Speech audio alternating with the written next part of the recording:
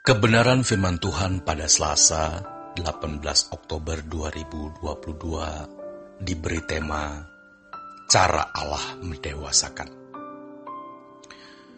Tuhan memberkati kita lewat keadaan-keadaan yang tidak menyenangkan. Keadaan tersebut sebenarnya merupakan berkat bagi kita.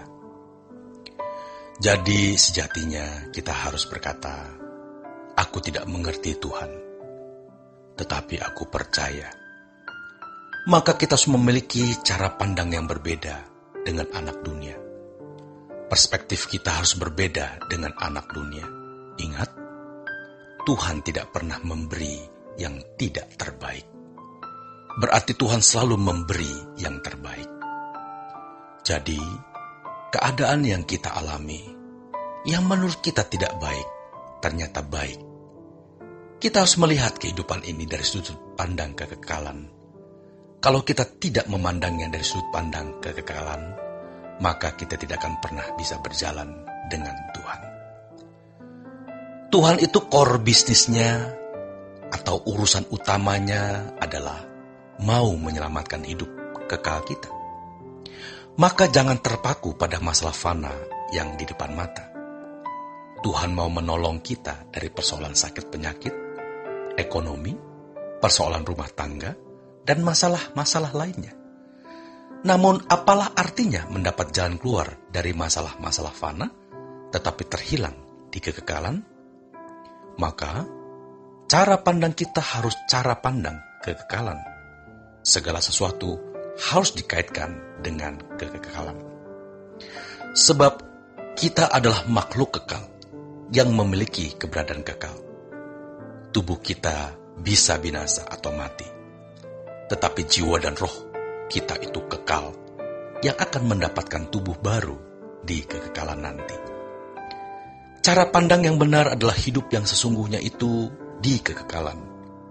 Sekarang ini hanya persiapan untuk kekekalan. Kalau berpikir dengan cara yang benar, masalah apapun yang kita hadapi harus dikaitkan dengan proses pembentukan Tuhan, yaitu pendewasaan. Kita menjadi lebih kokoh dan lebih kuat menghadapi setiap keadaan dan kejadian yang terjadi. Inilah rahasianya. Kita harus memiliki sudut pandang yang benar. Dari apa yang kita dengar dan lihat, ada suara Tuhan, nasihat Tuhan, mentoring Tuhan. Apalagi dari kejadian-kejadian yang dialami, pembentukan Allah dalam hidup kita sungguh nyata. Kalau dari aspek kesenangan hidup, kita bisa lupa diri ketika menerima banyak berkat jasmani, naik pangkat, gaji yang lebih besar, sukses dalam karir atau bisnis. Hal-hal tersebut dapat dengan mudah membuat kita lupa, sehingga kita tenggelam di dalam banyak kesenangan. Padahal, kejadian itu bisa mengandung dan pasti memiliki pelajaran rohani. Jadi, kalau penderitaan bisa menjadi sarana Allah mengubah kehidupan rohani, hal yang bukan penderitaan juga semestinya bisa menjadi cara Allah mengubah kita. Ironisnya, justru keadaan yang baik sering membuat orang Kristen terlena. Jika kita tidak punya masalah, semua serba baik, running well, kita cenderung lupa diri. Maka tidak heran Tuhan bisa mengizinkan peristiwa-peristiwa yang tidak menyenangkan untuk kita alami. Ingatlah saudaraku, ketika kita dihujani dengan berkat jasmani, tidak ada masalah fisik, sehat, semua serba lancar, kita tetap mencari Tuhan, bahkan lebih giat dalam mencari Tuhan. Jika ini kita praktikkan, maka Tuhan akan mempercayakan kepada kita pekerjaan-pekerjaannya dan kebenaran-kebenarannya. Harus dipahami bahwa pencobaan itu bukan pada waktu kita dihina saja. Waktu kita dipuji-puji, itu juga merupakan pencobaan yang besar, bahkan bisa lebih besar. Pencobaan itu bukan hanya pada waktu kita dikhianati, tetapi pada waktu kita tidak dikhianati orang, keadaan kita serba baik, itu pun keadaan yang membahayakan. Itu pun percobaan yang tidak kalah bahayanya. Bukan hanya pada waktu miskin kita diproses menjadi dewasa.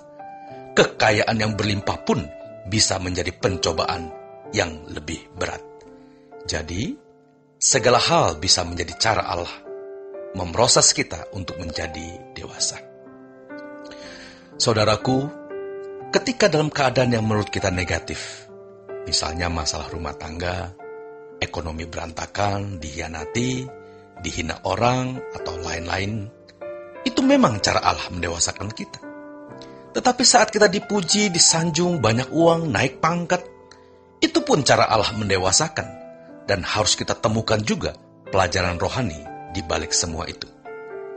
Jadi, kita jangan sampai terhanyut, tenggelam di dalam suasana euforia karena berkelimpahan berkat jasmani, terhormat, disanjung, dipuji orang.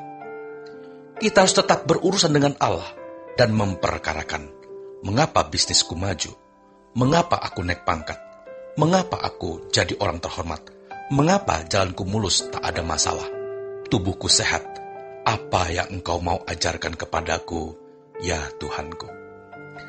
Masalahnya, banyak orang kalau mengalami kesusahan baru mencari Tuhan.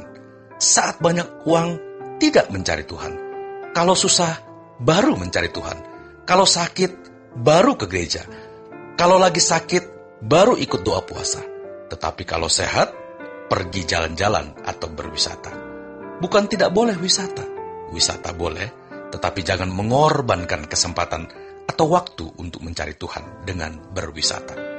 Setiap kesempatan, baik itu menyenangkan atau tidak, sehat atau sakit, berlimpah atau kekurangan, semua itu merupakan cara Allah untuk mendewasakan kita. Selamat berjuang, saudaraku. Tuhan Yesus memberkati.